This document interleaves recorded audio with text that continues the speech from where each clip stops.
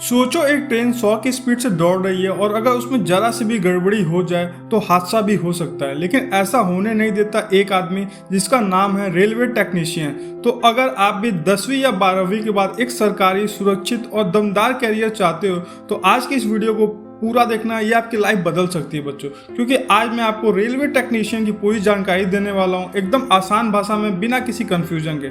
तो railway technician क्या होता है? तो बच्चों, रेलवे टेक्नीशियन वो व्यक्ति होता है जो ट्रेन के इंजन, बिजली, एसी, सिग्नल और मशीनों का ध्यान रखता है। आसान भाषा में समझे तो ट्रेन को सही हालत में चलाने का काम टेक्नीशियन का ही होता है। अब टेक्नीशियन भी कई प्रकार के होते हैं, जैसे electrical technician, mechanical technician, signal and telecom technician and AC technician. अलग अलग काम होते हैं लेकिन मकसद एक ही रहता है बच्चों, ट्रेन सेफ और स्मूथली चले।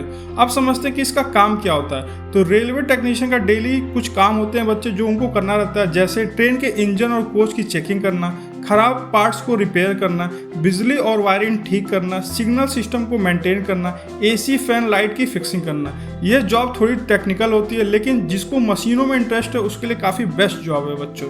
अब इसकी योग्यता क्या चाहिए? तो पहला तरीका है 10वीं पास प्लस ITI और दूसरा तरीका है 12वीं पास साइंस PCM के लिए। लेकिन ध्यान रखो, ITI वालों को ज़्यादा प्रेफरेंस मिलता है, मतलब अगर आप ITI किए रहोगे तो सिलेक्शन के चांस काफ़ी फास्ट रहेंगे आपके। अब इसके सिलेक्शन प्रोसेस को समझते हैं। तो जो रेलवे टेक्नीशियन की भर्ती होती है वो जो RRB है उसके द्वारा होती है, और RRB का मतलब बच्चों रेलवे रिक्रूटमेंट बोर्ड, यही इसकी भर्ती कराती है। और सिलेक्शन के जो स्टेप होते हैं, सबसे पहले आपको CBT एग्जाम, ऑनलाइन एग्जाम देना होता है, फिर आपका डॉक्यूमेंट वेरिफिकेशन होता है, फिर आपका मेडिकल टेस्ट होता है। और एग्जाम में क्या क्या आते हैं? तो एग्जाम में मैथ्स, रीजनिंग, जनरल साइंस और जनरल नॉलेज आते हैं। एग्ज़ाम बहुत ज़्यादा टफ नहीं होता है, अगर आप 6 से 7 महीना अच्छे से पढ़ाई कर लो बच्चों तो ये एग्ज़ाम क्लियर कर सकते हो।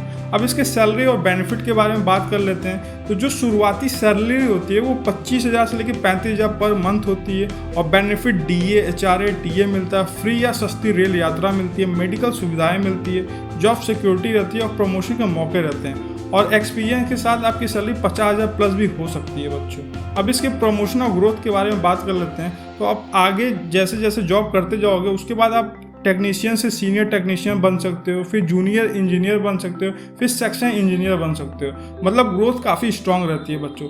लेकिन यह जॉब आपके लिए बेस्ट है अगर आपको सरकारी नौकरी चाहते हो, टेक्निकल काम पसंद है या स्टेबल लाइफ चाहिए। और एक ये भी सच्चाई है कि कभी कभी आपको नाइट शिफ्ट करनी पड़ सकती है, फिजिकल काम भी करना पड़ सकता है, लेकिन बदले में आपको मिलेगा बच्चों रिस्पेक्ट, स्टेबिलिटी और सिक्योर फ्यूचर। तो बच्चों, ड्राइवर ट्रेन चलाता है लेकिन टेक्नीशियन जो है वो ट्रेन को सेफ रखता है। तो अगर आपको भी ऐसी कैरियर चाहिए तो इस फील्ड में आप जा सकते हो, और ऐसी कैरियर गाइडेंस के लिए चैनल को सब्सक्राइब करो।